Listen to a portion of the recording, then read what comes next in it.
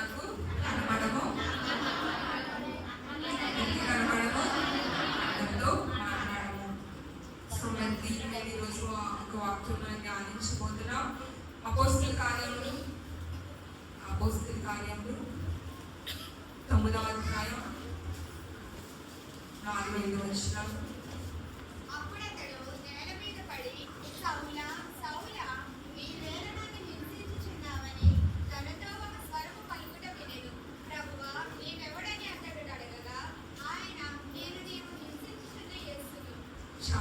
ప్రార్థన చేసుకుందాం.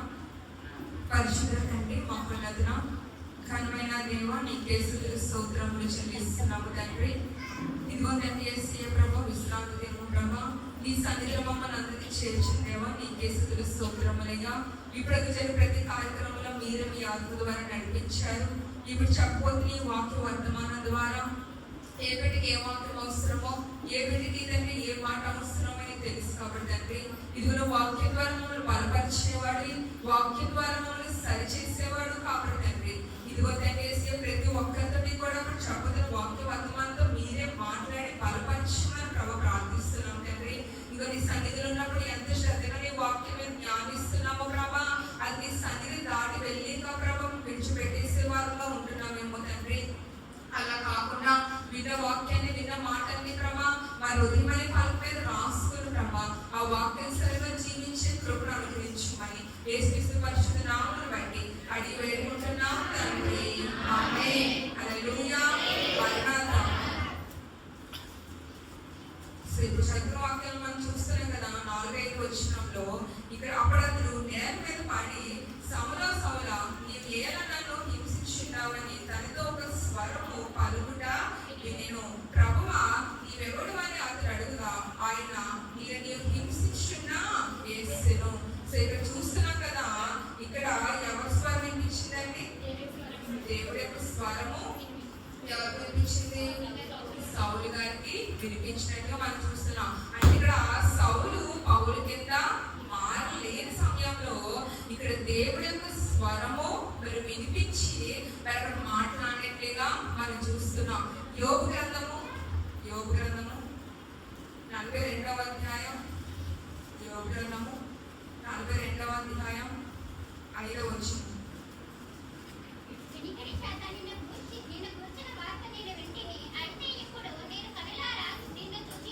చాలండి.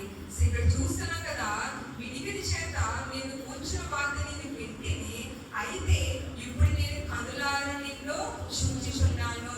సో ఇక్కడ మనం చూస్తున్నాం కదా, మరి వినికిడి చేత మరి ఏం విన్నారంటండి? మరి ప్రభు యొక్క వార్త విన్నాను. అది 2 మనం చూస్తున్నాం కదా, అయితే ఇప్పుడు నేను కనులారా నిన్ను చూచుచున్నాను. అంటే ఇందాక చదువుతున్న వాక్యము, ఇప్పుడు చదువుతున్న ఒక వాక్య వచనాలు మనం చూస్తే మరి మన దేవుడు కనబడే దేవుడు, మాట్లాడే దేవుడు అని చెప్పేసి ఇప్పుడు చదువుతున్న వాక్య వర్తమానంలో మనం చూస్తున్నాం. మరి అందుకే మరి దేవదాస్ గారు మరి ప్రార్థన అయిపోయాక మరి 7 మెట్ల ప్రార్థన నేను ఇంత ముందు మీకు చెప్పా. ఆ 7 మెట్ల ప్రార్థనలో చివరి మెట్టు ఏంటండి? 7 మెట్ల ప్రార్థనలో చివరి మెట్టు ఏంటి? కనిపెట్టే మెట్టు కదా, మర్చిపోయాం కదా. చేస్తే గుర్తుంటుంది, చేయకపోతే మర్చిపోతుంటాం కదా. సో మరి ఇక్కడ చూస్తున్నాం కదా, మరి 7వ మెట్టు ప్రార్థన మరి దేవదాస్ గారు మనకు కనిపెట్టే అనుభవం అనేది నేర్పించారు. ఎందుకంటే ఆ కనిపెట్టే అనుభవంలోకి మనం వెళ్ళడం ద్వారా, ఆ కనిపెట్టే సమయంలో దేవుడు కనబడము, నాతో మాట్లాడము, అందరికీ కనబడము, అందరితో మాట్లాడము అని మనం ప్రభుని అడిగినప్పుడు ఆ కనిపెట్టే సమయంలో ఆయన స్వరం మనము వినగలము, ఆయన దర్శనం మనము చూడగలము. కాబట్టి మీరు దేవదాస్ గారు మన ప్రార్థన అంతా అయిపోయాక ఆ 7వ మెట్టు కనిపెట్టే అనుభవానికి మనల్ని మీరు వెళ్ళమని మరి అయినది మనకి నేర్పించి ఉన్నారు. సో ఎందుకంటే బైబిల్ మిషన్ కన్ను కలిగిన మిషన్ ఏంటండి? బైబిల్ మిషన్ కన్ను కలిగిన మిషన్. అలాగే బైబిల్ మిషన్ నిశ్శబ్ద మిషన్. అంటే మన నిశ్శబ్దంగా కనిపెట్టినట్లయితే ఖచ్చితంగా దేవుడు మనకి కనబడతాడు, మనతో మాట్లాడతాడు. కాబట్టి మన బైబిల్ మిషన్ ఏ మిషన్ అంటే కన్ను కలిగిన మిషన్ అని దేవదాస్ గారు తెలియపరిచారు. మరి బైబిల్ రంగంలో మనం కొన్ని సంఘటనలు చూసినట్లయితే మరి ఆ భక్తులందరికీ కూడా దేవుడు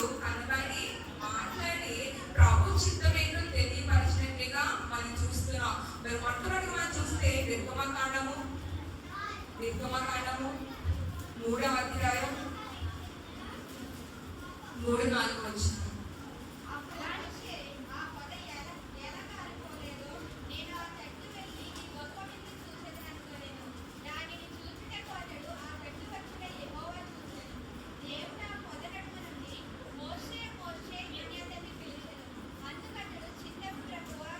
చాలండి. హల్లెలూయా. మరణాత. మరి ఇక్కడ వాక్యంగా మనం గమనించినట్లయితే ఇక 4వ వచనం 2వ లైన్లో మనం చూస్తున్నాం కదా, అతడు ఆ తట్టు వచ్చుట ఎవరు చూశారంట? యెహోవా చూచెను.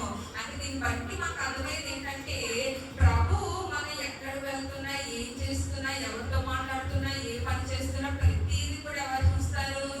దేవుడు చూస్తాడని ఇప్పుడు చదువుకున్న వచనం ద్వారా మనకి అర్థమవుతుంది. అయితే ఇక్కడ మనం చూస్తున్నాం కదా, దేవుడు ఆ పొద నడుము నుండి మోషే మోషే అనే అతన్ని పిలిచేను.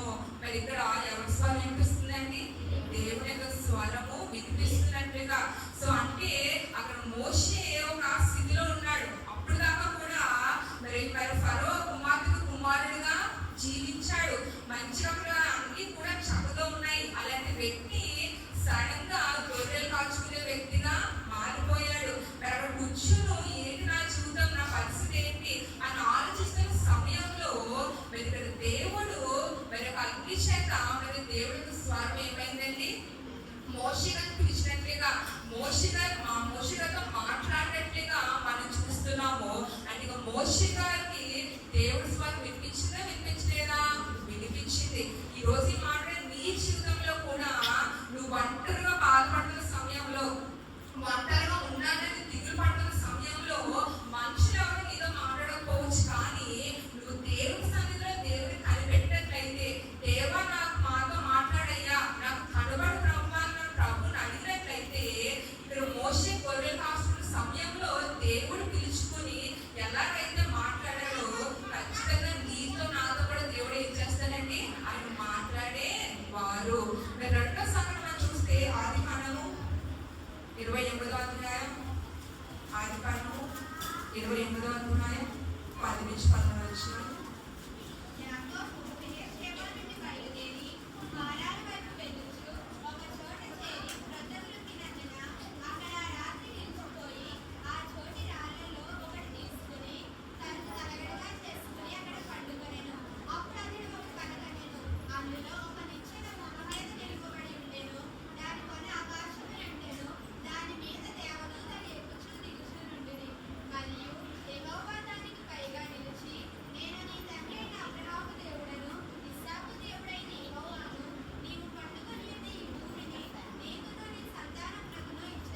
చాలండి.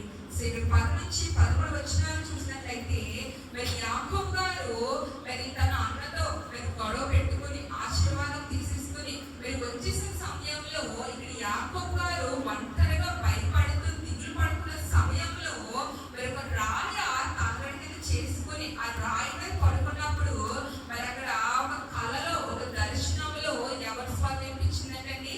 దేవుడి స్వామి వినిపించిందంట. హల్లెలూయా. మరణాత. మరి ఇక్కడ చూస్తున్నాం కదా, ఇక్కడ ఒక దర్శనంలో దిగులుతో, భయంతో, ఆందోళనతో యాకోబుని ఎదుర్కొంటున్న సమయంలో మరి దర్శనం ద్వారా లేక ఒక కళ ద్వారా మరి అక్కడ ప్రభువారు యాకోబుకి ఏం చేశారండి? మాట్లాడినట్లుగా, మరి నేను అబ్రహాం దేవుణ్ణి, ఇస్సాకు దేవుణ్ణి, వాళ్ళకి ఎలా తోడే ఉన్నానో నీకు కూడా అలాగే తోడే ఉంటాను. నువ్వు ఎక్కడైతే రాయ తలదించేసుకుని పడుకున్నావో ఇదంతా కూడా నీకు, నీ సంతానానికి ఇవ్వబోతున్నానని ఇక్కడ యాకోబు గారు కూడా దేవుడు ఏం చేశాడండి? మాట్లాడినట్లుగా మనం చూస్తున్నాం. మీరు దేవుడు ఇచ్చిన ఈ కళలో మాట్లాడిన మాటలు దేవుడు నెరవేర్పు చేశారో చేయలేదా? చేశారు.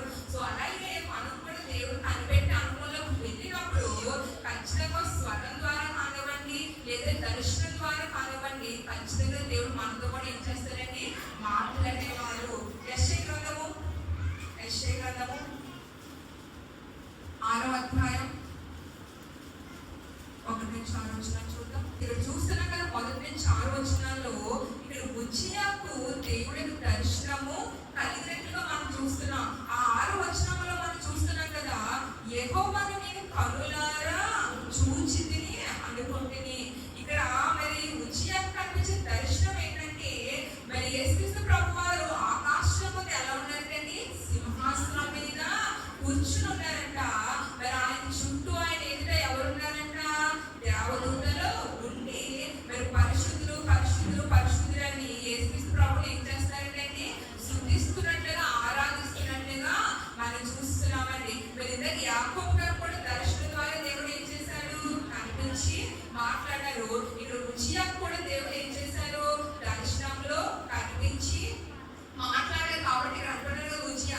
యెహోవా నేను కనులారా చూచితిని అనుకుంటేనే. సో మరి ఆనాడు భక్తులు అంటారా, ఈ రోజు మనం దేవుని చూడలేమంటారా, దేవుని మాట్లాడలేమంటారా? చెప్పాలి. ఎంతమంది నమ్ముతున్నారు దేవుని చూడొచ్చు మాట్లాడించాలని? అందరూ అనుకుంటాం కదా, కానీ ఆ అనుభవంలోకి వెళ్ళలేము కదా. సో మరి ఈ రోజు బైబిల్ మిషన్ వచ్చిందంటే ఎవరి ద్వారా? దేవదాసయ్య గారి ద్వారా. మరి దేవదాసయ్య గారి దేవుడు మరి కనిపించి మరి గాలిలో మరి వేలుతో బంగారు అక్షరాలతో మరి బైబిల్ మిషన్ అని రాసి చూపించడం ద్వారా ఈ బైబిల్ మిషన్ ఏమైంది? ఏర్పాటు వచ్చినట్లుగా మనం చూస్తున్నాం. కాబట్టి ఆనాడు ఆ భక్తులకే కాదు, దేవదాసయ్య గారికే కాదు, ఈనాడు నేను కూడా దేవా నాకు కనబడము, నాతో మాట్లాడమని అడిగినట్లయితే ఖచ్చితంగా ఆయన మనకు కనబడే దేవుడు, మనతో మాట్లాడే దేవుడు. మీరు వచ్చే యాకోబు మోషే కాదు, మనమంతా కూడా దేవుడు ఏం చేయించండి, కనులారా చూసే కృప ఆయన మనందరికీ కూడా అనుగ్రహించిన వాడు. మరి అలాగే మనం చూస్తే మొదటి సమయ గ్రంథము 3వ అధ్యాయం, మొదటి సమయ గ్రంథం 3వ అధ్యాయం 9-10 వచనాలు.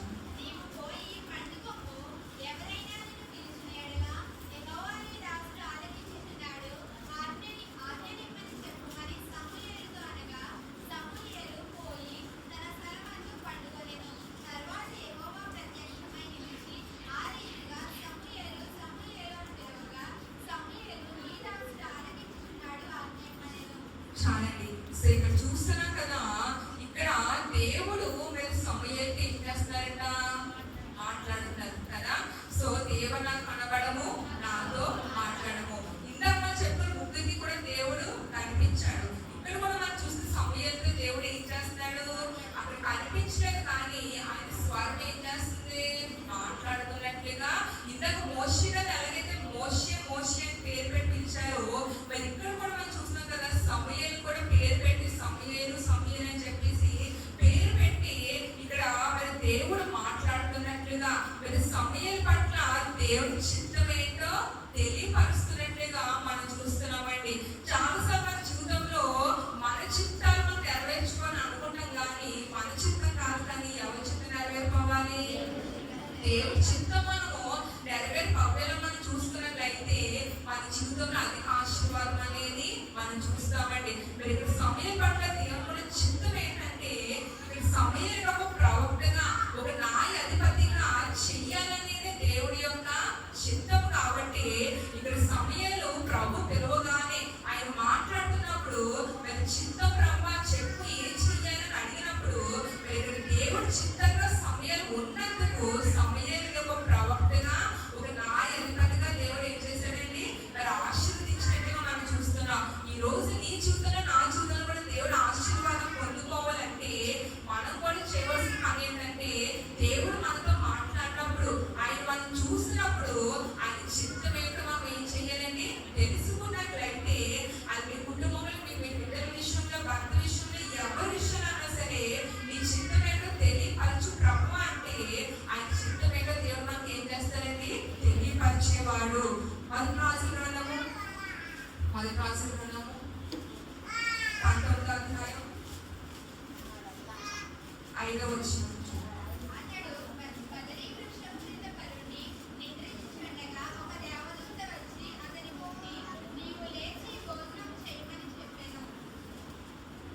చదువు.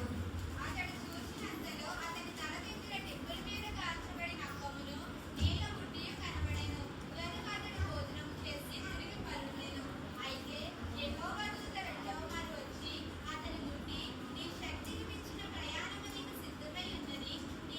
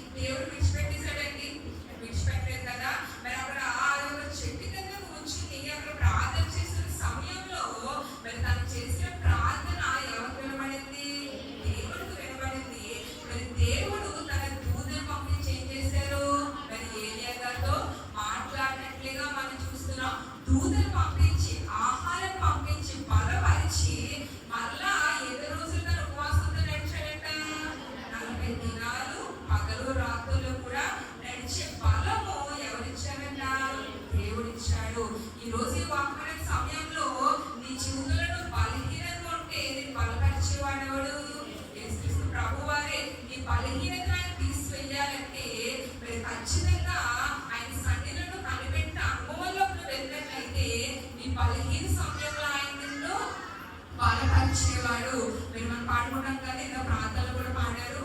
జీవనది నా హృదయములో ప్రవహింపచేయుమయ్యా. జీవనది నా హృదయములో ప్రవహింపచేయుమయ్యా. బలహీన సమయములో నీ బలము ప్రసాదించుము. బలహీన సమయములో నీ బలమును ప్రసాదించుము. జీవనదిని నా హృదయములో ప్రవహింపచేయుమయ్యా. జీవనదిని నా హృదయములో ప్రవహింపచేయుమయ్యా. దేవుని మహిమ కలుగును గాక. హల్లెలూయా. మరణాత జీవులు యేసు మహారాజుకి. సో ఇక్కడ చూస్తున్నాం కదా, మరి ఏలియా గారు బలహీనంగా ఉన్నప్పుడు దేవుడు తనని చూశారు. మీరు దూతను పంపించి ఏలియా గారిని ఏం చేశారండి? బలపరిచినట్టుగా మనం చూస్తున్నాం. ఈ రోజు ఇవాళ నీ జీవితంలో కూడా ఏ విషయంలో బలహీనతగా ఉన్నా సరే, అది ఒక ఆరోగ్య విషయంలో కావచ్చు, నీ కుటుంబంలో పరిస్థితులు బట్టి కావచ్చు, ఏ విషయంలో నువ్వు బలహీనంగా ఉన్నా మీరు బలపరిచేవాడు ఆయన కాబట్టి ఆయన సన్నిధిలో నువ్వు కనిపెట్టినట్లయితే, దేవా నాకు కనబడము, నాతో మాట్లాడము, నన్ను బలపరచు ప్రభువా నువ్వు ప్రార్థించినట్లయితే, ఏలియాను బలపరిచిన దేవుడు ఖచ్చితంగా నిన్ను కూడా ఏం చేస్తారండి? బలపరిచేవాడు. మరి అలాగే మనం చూస్తే దేవా అందరికీ కనబడము, అందరితో మాట్లాడము. మరి మనతో మాట్లాడితే సరిపోదు, కానీ మన కుటుంబాలతో పాటు దేవుడు ఏం చేయాలండి? ఇప్పుడు దేవుడు నాతో మాట్లాడారండి. సో ఆ యొక్క ఎక్స్పీరియన్స్ నాకు మాత్రమే తెలుసు కదా. సో మీకు నిజంగా ఆ సన్నిధిలో కనిపెట్టి అనుభవంలోకి వెళ్ళాలంటే, ఎప్పుడైతే మీరు వెళ్తారో, మీకు దేవుడు కనిపిస్తాడో లేదా ఆయన మాట్లాడతాడో దర్శిస్తాడో, అప్పుడు మాత్రమే ఈ కనిపెట్టి అనుభవం శక్తి ఏంటనేది మీకు తెలుస్తుంది కదా. అలాగే మనం చెప్పే దానికంటే కూడా మరి మన కుటుంబస్తులు కూడా దేవుడు కనబడి మాట్లాడితేనే నిజంగా కనిపెట్టే సన్నిధి అనుభవంలో శక్తి ఏంటన్నది తెలుసు. కాబట్టి మరి దేవదాసి గారు ఈ రెండో లైన్ కూడా మనకు నేర్పించారు. దేవ అందరికీ కనపడము, అందరితో మాట్లాడము అని. ఎఫెసీ పత్రిక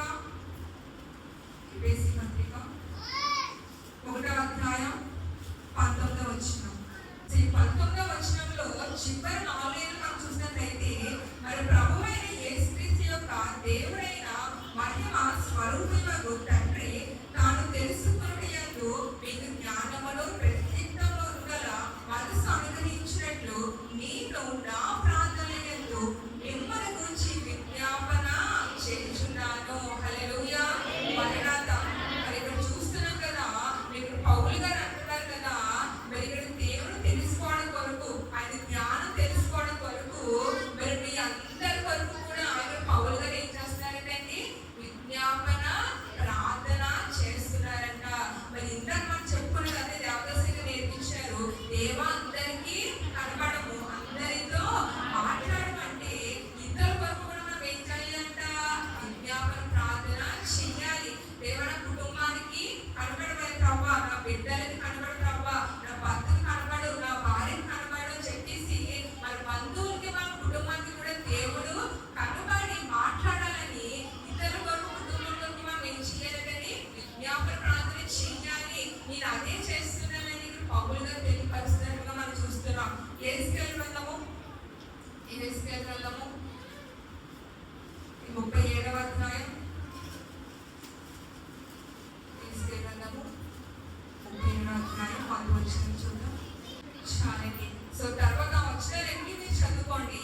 ఇక్కడ మనం చూస్తున్నాం కదా, ఇక్కడ భక్తులు అంటారు కదా, యెహోవా హస్తము నా మీదకి వచ్చెను, నేను అత్యవసరుడై ఉండగా యెహోవా నన్ను తోడుకుని పోయి.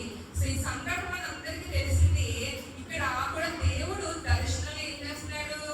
మాట్లాడుతున్నట్టు ఇక్కడ మనం చూస్తున్నాం. దర్శనంలో ప్రభు హస్తం అంట తన మీదకి వచ్చిందంట. రాగానే ఆత్మవస్తుడు అయినట్లుగా ఈ యొక్క దర్శనం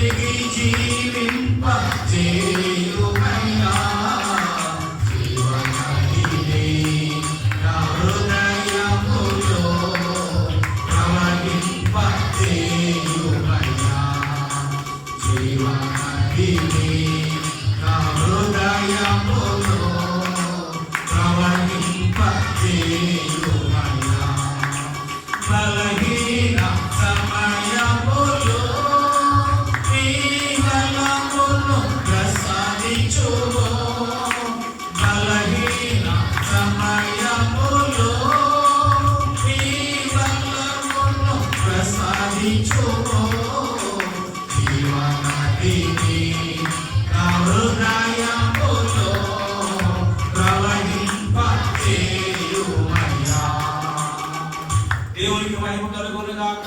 హల్లెలూయా. సో ఇక్కడ చూస్తున్నాం కదా, మరి ఎండిపోయిన స్థితిలో నుంచి దేవుడు మళ్ళీ జీవం ఇచ్చి మళ్ళీ లేవనెత్తేవాడు.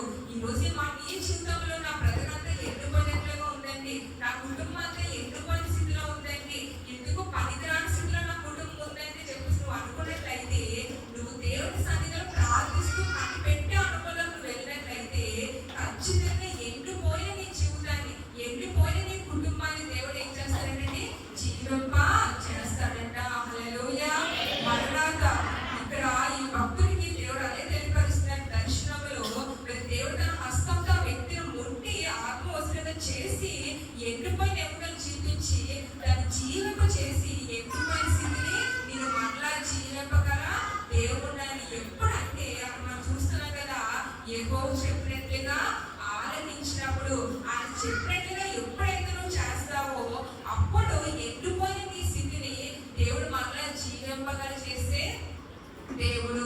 మరి ఇప్పుడు మనం చూస్తాము, మన దేవుడు కనబడే దేవుడు, మాట్లాడే దేవుడు, అది అందరికీ కనబడే దేవుడు, అందరితో మాట్లాడేవారని చెప్పి చూస్తాం. అయితే అనుభవంలోకి ఎప్పుడు వెళ్ళగలము, ఎలా వెళ్ళగలము మనం చూసినట్లయితే, ఎప్పుడైతే దేవదాసంగా చెప్పినట్లుగా నువ్వు దేవుని సన్నిధిలో కనిపెట్టే అనుభవంలోకి వెళ్ళగలుగుతావో, ఎప్పుడైతే కనిపెట్టే స్థితిలో నువ్వు వెళ్తావో అప్పుడు ఖచ్చితంగా దేవుడు ఏం చేస్తాడండి, మనకు కనబడతాడు, మనతో మాట్లాడేవాడు ఆయన. మరి ఎప్పుడు మనం కనిపెట్టే స్థితిలోకి వెళ్తామంటే అంత బాగుంటే కనిపెట్టే స్థితిలోకి వెళ్తామంటారా? మీరు వెళ్తారో అంత బాగోపోతే మనం ఏం చేయట్లేదు, కనిపెడుతున్నామా? లేదు. ఎప్పుడెప్పుడు మోకరిద్దామా, ఎప్పుడు ప్రార్థన చేసుకుంటామా, ఎప్పుడు ఆమెన వేద్దామా, ఎప్పుడు లింక్స్ వేద్దామా కదా, ఇదే స్థితిలో ఉంటాం. కానీ మనస్ఫూర్తిగా ఒక 10 నిమిషాలన్నా మనం ఏం చేయలేకపోతున్నాం, కనిపెట్టే స్థితిలోకి. అంటే ప్రార్థన కంటే కూడా, దేవుడి యొక్క స్వరాన్ని వినేదానికంటే కూడా, ఆయన దర్శనం చూసేదానికంటే కూడా మనకి ఏం ముఖ్యం? మన పనులు ముఖ్యం కదా, మన పనులు ముఖ్యం. కాబట్టి మరో 10 నిమిషాలు పావుగంట మనం కనిపెట్టి అందులోకి వెళ్తే ఆ పావుగంటలో వాళ్ళంత పని నేను చేసుకోవచ్చు కదా అని చెప్పేసి మన గ్యాస్ అంతా దేని మీద ఉంటుంది, పని మీద ఉంటుంది తప్ప 10 నిమిషాలు పావుగంట కూడా కనిపెట్టే స్థితిలోకి మనము వెళ్ళలేకపోతున్నాం. సో ఎప్పుడు మనం కనిపెట్టే స్థితిలోకి వెళ్తామంటే, మరి తారా స్థాయిలో మరి నీకు శ్రమ ఉన్నప్పుడు మనం ఏం చేస్తామంట, కనిపెట్టే అనుభవంలోకి వెళ్తాం. ఎప్పుడైతే తారా స్థితిలో నీకు శ్రమ ఉందో ఆ శ్రమలో మనం ఏం చేస్తామంటే కనిపెట్టే అందులోకి వెళ్ళి, దేవ ఈ శ్రమ ఏంటి, నాకు ఎందుకు ఇచ్చావు, ఎప్పుడు వెళ్ళాలని తెలుసుకోవాలని ఆతృతతో ఖచ్చితంగా దేవుడితో మనం ఏం చేస్తామంట, సమాసం చేస్తామో చేయమో ఖచ్చితంగా చేస్తాం. ఎప్పుడే నేను ప్రార్థన అప్పుడే గుర్తొస్తాయి, ఎప్పుడే ఉపవాసాలు అప్పుడే మనకి ఏమవుతాయి, గుర్తొస్తాయి. అందుకే మన జీవితంలో కొన్నిసార్లు దేవుడు ఏం చేస్తాడంట, శ్రమని అనుమతిస్తాడు. ఎందుకంటే నిజంగా జరిగే సంఘటన ఇది. ఒక ఆయన ఏంటండి, లివర్ అంతా కూడా పాడైపోయిందంట. సో ఆ లివర్ అంతా కూడా హోల్స్ పడిపోయి రక్తం అంతా కూడా హోల్స్ తోటి బయటకు వచ్చేస్తుందంట. అయితే అది వచ్చేసిన సమయంలో డాక్టర్స్ చెప్పేశారంట, ఇంకా మీరు ఒక నెల కంటే ఎక్కువ మీరు బ్రతకరు, మీకున్న సమయము కేవలం 1 నెల మాత్రమే మీరు ఉంటారు, 4 వారాలు మాత్రమే మీరు బ్రతుకుతారు అని చెప్పేసి డాక్టర్స్ చెప్పారంట. ఎందుకంటే ఇప్పుడైతే టెక్నాలజీ పెరిగింది, కానీ టెక్నాలజీ అంత లేదు. సో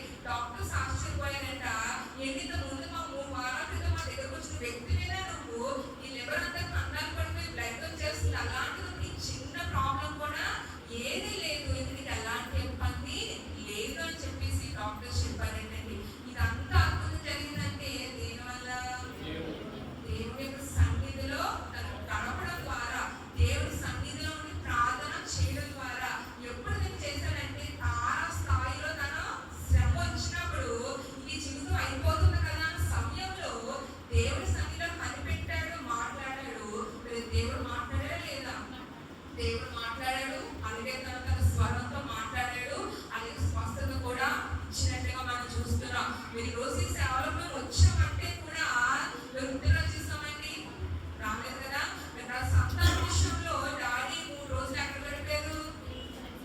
బాధితమైన రేషన్ లో. మరి అప్పుడు సంగీతం అంటే తెలియదు, కనిపెడతాం అంటే తెలియదు, దేవుడి స్వరం అంటే తెలియదు.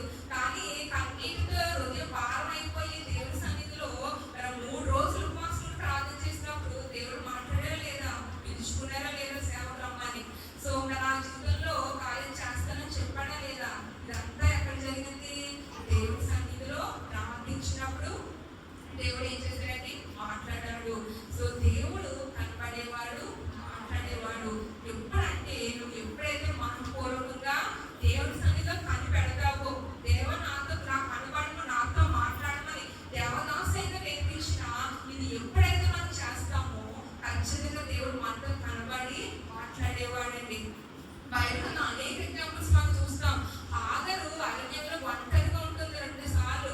ఆ ఒంటరిగా 2 సార్లు కూడా దేవుడు కనపడడం లేదా, కనిపించాడు, దూతను పంపించి మాట్లాడాడు. ఇలా అనేక మంది భక్తులు చూస్తే దేవుడు కనిపించి మాట్లాడినట్లుగా మనం చూస్తాం. దేవదాసిగా రాశారు కదా కీర్తన, ఏకాంత స్థలము చేరుము దేవుని ప్రార్థింప, ఏకాంత స్థలము చేరుము, ఏకాంత స్థలము చేరి లోకాల వెలుగా ఉండి, లోకాశాలను వదిలి రాకుండా చూచుకొనుము, ఏకాంత స్థలము కోరుము దేవుని ప్రార్థింప, ఏకాంత స్థలము చేరుము. దేవా నాకు కనబడమన్న దైవ దర్శనమగును నీకు, దేవా నాకు కనబడమన్న దైవ దర్శనమగును నీకు, నీవు కావనముగు రూపము చూచి బహుగా సంతోషించగలవు, ఏకాంత స్థలము కోరుము దేవుని ప్రార్థింప, ఏకాంత స్థలము చేరుము. దేవా మాట్లాడు అన్న దేవా వాక్కు వినబడు నీకు, దేవా మాట్లాడు అన్న దేవా వాక్కు వినబడు నీకు, నీవు అడిగిన ప్రశ్నలకెల్లా నిజము తెలియగలుగును నీకు, ఏకాంత స్థలము కోరుము దేవుని ప్రార్థింప, ఏకాంత స్థలము చేరుము. హల్లెలూయా, హల్లెలూయా. మరణాత ఈ 58వ కీర్తన మనం చూస్తే 24, 25 వచనంలో అయితే రాశారు కదా, దేవ నాకు కనబడమన్న దైవ దర్శనము మగును నీకు, నీవు పావనమగు రూపము చూచి బహుగా సంతోషించగలవు. సో ఇక్కడ చూస్తున్నాం కదా, దేవ నాకు కనబడమని మనం అడిగినప్పుడంట ఏం కలుగుతుందంటండి? దేవుని యొక్క దర్శనము కలుగుతుందని. మీ దగ్గర పుస్తకం తీసి చూడండి, 58వ కీర్తన 24, 25 వచనాలు అయితే రాశారు. దేవ నాకు కనబడమని నేను అడిగినట్లయితే ఆయన దర్శనము మనకు అవుతుంది. ఆయన దర్శనం ఆయన రూపము చూచక మనం ఏమవుతామంటే బహుగా సంతోషించగలవు అని. 25వ వచనం చూస్తున్నాం కదా, దేవా మాట్లాడమన్న దైవ వాక్కు వినబడు నీకు, నీవు అడిగిన ప్రశ్నలకల్లా నిజము తెలియనగును. ఇక్కడ ఎప్పుడైతే దేవ నాతో మాట్లాడమని మనం అడుగుతామో దైవ వాక్యం మనకి ఏమవుతుందంటే వినపడుతుందంట. అడిగిన ప్రశ్నలకల్లా మనం ఏం పొందుకుంటామంటే నిజము అంటే జవాబులు మరి మనం పొందుకుంటామని ఇక్కడ 5 ఏకాంత స్థలం కీర్తనలు రాసినట్టుగా మనం చూస్తున్నాం. ఎలాగైతే ఇప్పటివరకు మనం చెప్పిన భక్తులు అందరితో కూడా దేవుడు ఏం చేశాడు? మాట్లాడారు. మరి ఆయన ఆజ్ఞలు ఏంటో తెలియపరిచారు. అలాగే మనతో కూడా దేవుడు ఏం చేస్తాడండి? మాట్లాడతారు. ఖచ్చితంగా మనకి దర్శనాలు ద్వారా ఇస్తాడు. చివరిగా మనం చూస్తే యెషయా గ్రంథము 55వ అధ్యాయం, యెషయా గ్రంథము 55వ అధ్యాయం 8వ వచనం. నా తలంపులు మీ తలంపుల వంటివి కావు, మీ త్రవ్వులు నా త్రవ్వ వంటివి కావు. ఇదే యెహోవా వాక్కు. నా ఆకాశములకు చాలండి. సో ఇక మనం చూస్తున్నాం కదా 58వ వచనంలో 8వ వచనంలో నా తలంపులు మీ తలంపుల వంటివి కావు, మీ త్రోవలు నా త్రోవల వంటివి కావు, ఇదే యెహోవా వాక్కు. సో మన తలంపులు వేరు, దేవుడి తలంపులు వేరు. అలాగే మన త్రోవలు వేరు, దేవుడి త్రోవలు వేరని ఇక్కడ వాక్యం మనం చూస్తున్నాం కదా. మరి దేవుడి తలంపులు మనం తెలుసుకోవాలంటే, దేవుడి మార్గాలు మనం తెలుసుకోవాలంటే నీవు నేను చేయవలసిన పని ఏంటంట? ఏం చేయాలి? వాక్యం అర్థం కాలేదండి. ఫస్ట్ నుంచి చెప్పమంటారా? ఏం చేయాలి?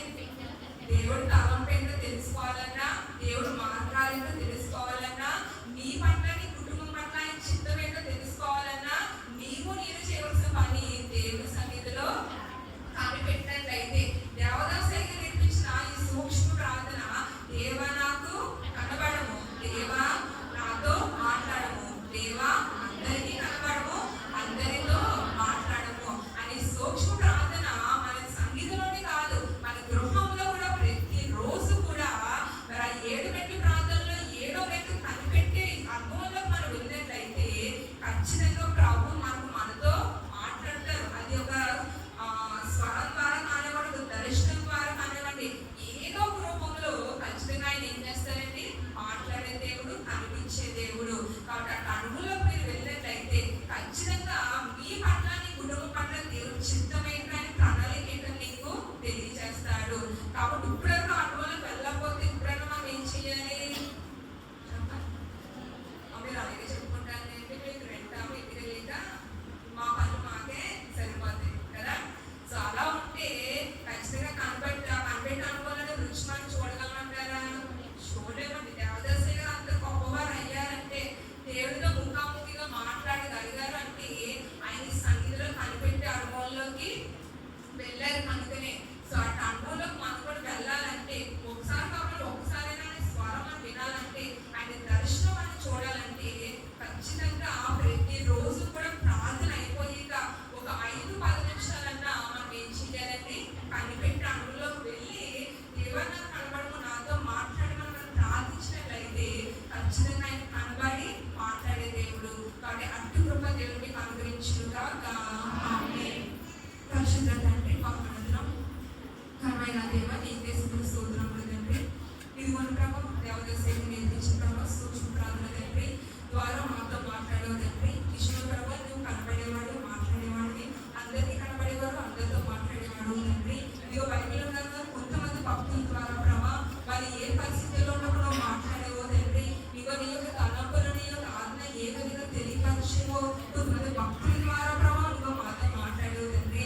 ఆ భక్తుల వాళ్ళే తండ్రి మాతో కూడా కనబడి మాట్లాడమని ప్రభా దేవదాసయ్య గారు మాకు నేర్పించిన ఈ అనుభవంలో ప్రభా మీరు పరిగణించిన వారు అని చెప్పుకుంటే మీకు సరిపోదు కానీ ప్రభా నీవు నేర్పించిన ప్రభా ఈ కనిపెట్టిన అనుభవంలోకి ఎప్పుడైతే మేము వెళ్ళగలుగుతామో, ఎప్పుడైతే మేము నీ స్వరము, నీ దర్శనము చూడగలుగుతామో ప్రభా అప్పుడే మేము నిజంగా పరిగణించిన వారు అవుతాం. కాబట్టి ప్రభా ప్రతి ఒక్కళ్ళు కూడా ప్రభా ప్రతి రోజు కూడా ప్రార్థన చేసుకున్నాక ఒక 10-15 నిమిషాలైనా ఈ కనిపెట్టిన అనుభవంలోకి వెళ్ళి ప్రభా ఇదిగో మాకు కనబడి మాకు దేవుడు మాట్లాడాడు, ఆయన దర్శనం చూసామని గొప్ప గొప్ప సాక్ష్యాలు ప్రభా మేము అందరూ కూడా చెప్పే కృపను అనుగ్రహించుమని యేసుక్రీస్తు పరిశుద్ధ